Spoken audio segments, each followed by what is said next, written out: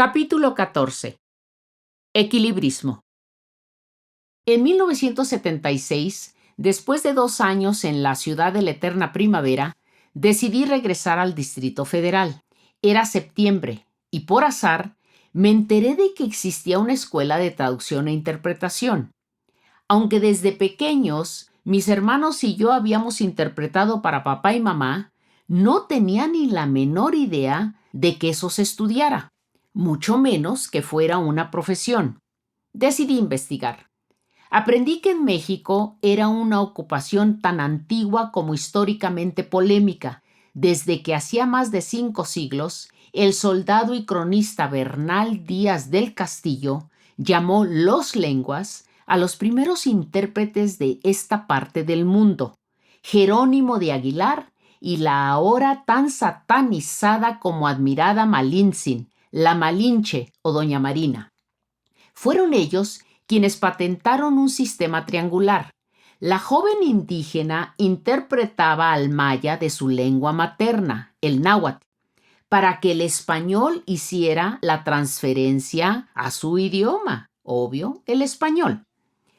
Aunque la actividad se remonta a la época prehispánica, a la conquista española, al periodo colonial y a la fase independiente, no fue sino hasta el siglo XX que se profesionalizó con la creación de escuelas para intérpretes y traductores. En épocas ancestrales, después de la bíblica Torre de Babel, así como en la Edad Media, el mercado lingüístico era inexistente, porque los ilustrados se entendían en latín. Hacia 1750 las cosas empezaron a cambiar. El francés se usaba para asuntos de alto nivel. El ejemplo por excelencia es el llamado Congreso de Viena, realizado entre 1814 y 1815, con encuentros entre diplomáticos y líderes políticos, donde se definieron las relaciones entre los estados europeos tras la derrota de Napoleón Bonaparte. Poco más de un siglo después, en la Conferencia de Paz de Versalles, celebrada en París en 1919, los negociadores eran Gran Bretaña, Francia, Italia y Estados Unidos, pero no se entendían. Ante tal embrollo, los funcionarios llamaron al Ministerio de Relaciones Exteriores de Francia y pidieron que les mandaran a 2 traductores. Todavía no se conocía el término intérprete. Ese mismo año, la Sociedad de Naciones en Ginebra imitó lo hecho en la capital francesa. Los intérpretes, sentados en medio de los allí reunidos, usaban la técnica consecutiva. El orador hablaba, ellos tomaban notas, esperaban a que terminara y hacían la interpretación. En 1945 se fundó la Organización de Naciones Unidas. Después de largas discusiones en San Francisco, California, decidieron que los idiomas oficiales fueran chino, francés, ruso, inglés y español. De los 50 países participantes, 21 eran hispanoparlantes. Al final de la Segunda Guerra Mundial, en Nuremberg, Alemania, tuvo lugar el juicio de los criminales de guerra, donde participaron jueces de 4 países: Francia, Reino Unido, Unión Soviética y Estados Unidos. Si se hubiera hecho en consecutiva, el proceso habría durado el doble de tiempo. Sin embargo, alguien se acordó de que un tal Alan Gordon Findlay había inventado unas cajitas electrónicas para transmitir la interpretación vía audífonos. Por primera vez se hizo en tiempo real, sin demoras. Tan fue así que poco antes de ser condenado a muerte, uno de los nazis dijo que los intérpretes simultáneos le estaban acortando la vida. Cuanto más indagaba, más curiosidad tenía sobre lo que la escuela me podía ofrecer. Fui al Instituto de Intérpretes y Traductores y me recibió el director, Jacobo Szynski Wexler, un reconocido ensayista. Coincidentemente, sucedió algo parecido a lo de 5 años antes, en la escuela de teatro. Me dijo que los exámenes de admisión ya habían pasado, pero que haría una excepción. Los tomé ese mismo día y una semana después ya era alumna de ese instituto. En aquel entonces el único de su tipo en el país, que hoy lleva el nombre de Instituto Superior de Intérpretes y Traductores, ISIT. Así de sencillo fue mi regreso a la vida estudiantil, aunque no exactamente, porque el costo superaba mi capacidad económica, que seguía dependiendo de los cursos de inglés, aunque mis estudiantes ya eran ejecutivos de empresas como DuPont y Chrysler, con quienes sesionaba muy temprano o por la noche, fuera de horas laborales. Tomaba el bus antes de las 6 de la mañana. Terminaba las clases y corría a la escuela hasta las 5 de la tarde, para luego volver a convertirme en profesora. Llegaba a casa como a las 10 de la noche a hacer tareas, pues el primer año era clave, porque al final me evaluarían para decidir si cursaba la carrera de intérprete traductora o solo una. Estaba decidida a graduarme en las dos, aunque los primeros meses dudé si lo lograría. Era bilingüe, pero no me imaginé que la técnica de la interpretación fuera tan compleja. Sentarse en una cabina con micrófono al frente, colocarse audífonos, escuchar al ponente en un idioma para trasladarlo simultáneamente al otro, independientemente del acento, la complejidad del tema y la velocidad. Al inicio, mi cerebro no era capaz de hacer tantas cosas a la vez. Me era imposible seguir el ritmo de las cintas de carrete ante la atención de nuestras escuchas y excelsas maestras, la italiana Laura Socchi y la belga Wanda Welch. Con el paso de las semanas, aumentaba el ritmo de las grabaciones, pero no así mi capacidad de interpretarlas. Llegué a pensar que no estaba hecha para eso. Además, pronto tendría que decidirme, porque si bien me sobraba entusiasmo, mis finanzas no me permitían insistir en algo que quizá nunca dominaría. Tirar la toalla no era mi estilo, pero debía ser realista.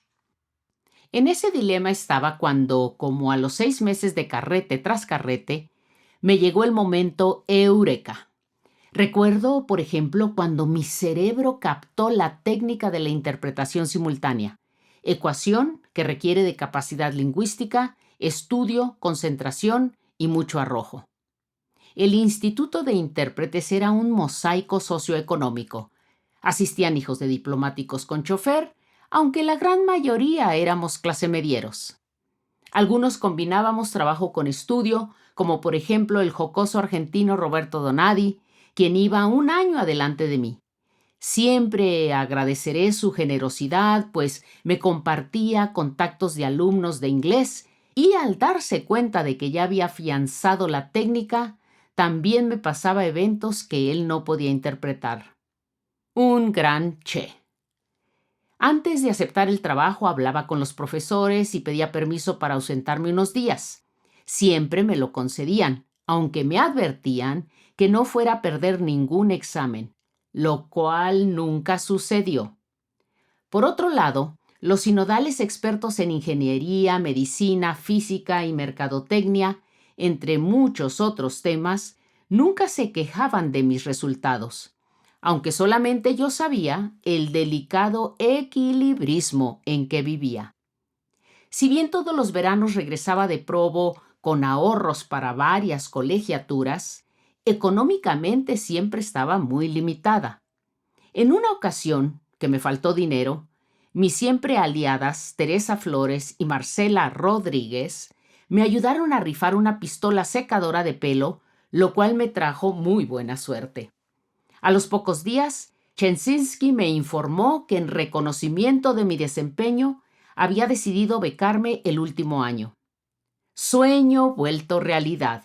Salí levitando de su oficina. No obstante, pese a mi complicada vida académica, no estaba dispuesta a descuidar el trabajo sociocultural, especialmente en una colonia marginada que hizo historia por su organización autogestionaria. El Campamento 2 de Octubre. La historia de su dirigente, Francisco de la Cruz, es un microcosmos del movimiento urbano popular. Oriundo de Oaxaca, llegó a la capital en 1958. Era intrépido y sin educación escolar. Como tantos campesinos migrantes, se instaló en un asentamiento irregular, ubicado entre las delegaciones de Iztacalco e Iztapalapa. Allí, donde hace siglos existían las chinampas, plataformas flotantes en lagos para cultivar alimentos. Allí había miles de predios trazados improvisadamente, donde se levantaban chozas de cartón, techo de lámina y piso de tierra, sin ningún servicio público. Los habitantes eran jornaleros, empleadas domésticas, basureros, albañiles y cargadores del mercado de la Merced. Las autoridades los llamaban paracaidistas, porque llegaban subrepticiamente por la noche y ocupaban la tierra para nunca más abandonarla, incluso ante las agresiones de los terratenientes que exigían pago de renta. En 1962, el presidente Adolfo López Mateos decretó la expropiación de más de 370 hectáreas, que incluían ese asentamiento. Así, el gobierno se convirtió en propietario. Contra viento y marea, el movimiento encabezado por Pancho, como lo llamaban, devino en un ejemplar laboratorio de masas organizadas, que administraban sus finanzas provenientes de las cuotas semanales con las que construyeron un jardín de niños y una cocina popular, donde propios y ajenos comíamos gratuitamente, acompañados de los vecinos. Allí nadie estaba solo. También hacían faenas comunitarias, donde incluso cercados por la policía, mujeres, hombres y adolescentes escarbaban para colocar postes de luz y tubería de agua. Fue célebre su fábrica de tabiques para la autoconstrucción, así como un sistema de vigilantes con rondines día y noche. En todo el campamento, una red de bocinas emitía música o lanzaba la voz de alerta. Ipso facto, se reunían los colonos para defender sus casas. Colonias populares como Tierra y Libertad en Monterrey, Francisco Villa en Chihuahua, así como la Rubén Jaramillo en Morelos, siguieron modelos similares. Al gobierno no le caía nada bien el novedoso experimento. A fuerza de agresiones, los colonos se volvieron expertos en autodefensa. Por ejemplo, en julio de 1968, irrumpieron unos 500 granaderos, destruyeron todo a su paso y encarcelaron a quien se pusiera enfrente. A los pocos meses, ocurrió la masacre de Tlatelolco. En los años 70, proliferaron los desalojos forzados de miles de familias, con el asesinato de pobladores y decenas de heridos. Solo en 1972 evacuaron unas 80 hectáreas para construir el conjunto habitacional Infonavit Iztacalco. Al año siguiente, Pancho y unos 200 más fueron encarcelados, para luego ser amnistiados. A pesar de las carencias, los visitantes éramos recibidos con brazos abiertos.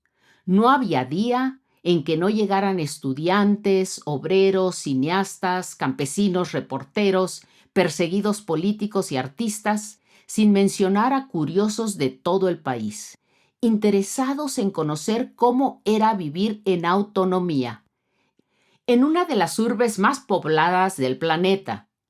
Incluso el filósofo francés Henri Lefebvre caminó por las veredas de terracería de la singular comunidad. El campamento y Cleta se aliaron. Durante los festivales fue el hogar de decenas de teatreros latinoamericanos que daban talleres para grandes y chicos. La música no faltaba en las imperdibles asambleas dominicales a pleno sol.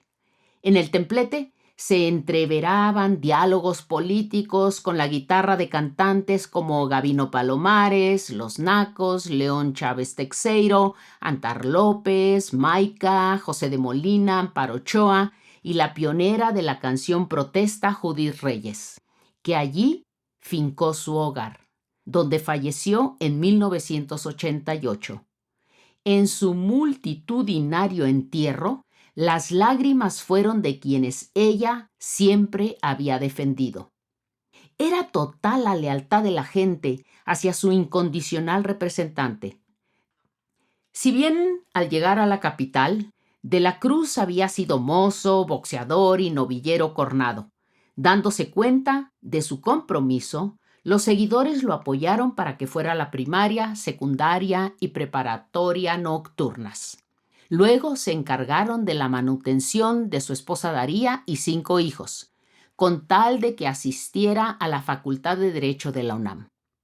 Sabían que mientras más preparado estuviera, mejor podría abogar por las más de 20,000 familias que bregaban por regularizar la tenencia de unas 72 hectáreas con 5,500 predios. Con el paso de los años, lo consiguieron. Pancho siempre aclaraba que su colectivismo no era solo por la vivienda, sino también por la justicia social. El movimiento urbano popular resultaba atractivo para los partidos, que intentaban apropiárselo. No obstante, el Campamento 2 de Octubre defendía su soberanía a capa y espada. No le cerraba la puerta a ninguna fuerza política, pero tampoco se afiliaba. El 25 de enero de 1976, como a las 4 de la mañana, recibí una llamada desde un teléfono público. Apenas podía creer lo que el colono gritaba. El campamento ardía en llamas. Los tanques de gas explotaban. Los bomberos llegaban, pero no había suficiente agua para controlar el fuego. Unas 4,000 chozas se convirtieron en cenizas. 3 niños murieron calcinados. La mamá se había ido a trabajar y los dejó encerrados. Los encontraron abrazados debajo de la cama. El incendio duró unas 5 horas. Ese día, las llamaradas y los rostros atormentados aparecieron en todos los noticieros. Los guardias comunitarios aseguraron que la tragedia se había debido a bombas Molotov lanzadas contra la casa del líder. En ese infierno, la solidaridad nacional e internacional llegaron sin tardanza. De hecho, fue cuando conocí a quien durante décadas fue uno de mis mejores amigos, el músico René Villanueva, del excelso grupo Los Folcloristas, quien donó cajas de ropa y dinero para los damnificados. Como si eso no fuera suficiente, días después entraron elementos de la fuerza pública y mataron a un hombre, confundiéndolo con Francisco, pues para despistarlo se había puesto su sombrero y gabán. Minutos antes, las señoras habían sacado al oaxaqueño disfrazado de mujer. Durante casi un año lo resguardaron lejos de allí, mientras su liderazgo seguía consolidándose. Regresó como héroe. Después de múltiples confrontaciones, así como de un largo encarcelamiento, De la Cruz murió en 2016, casi a los 90 años.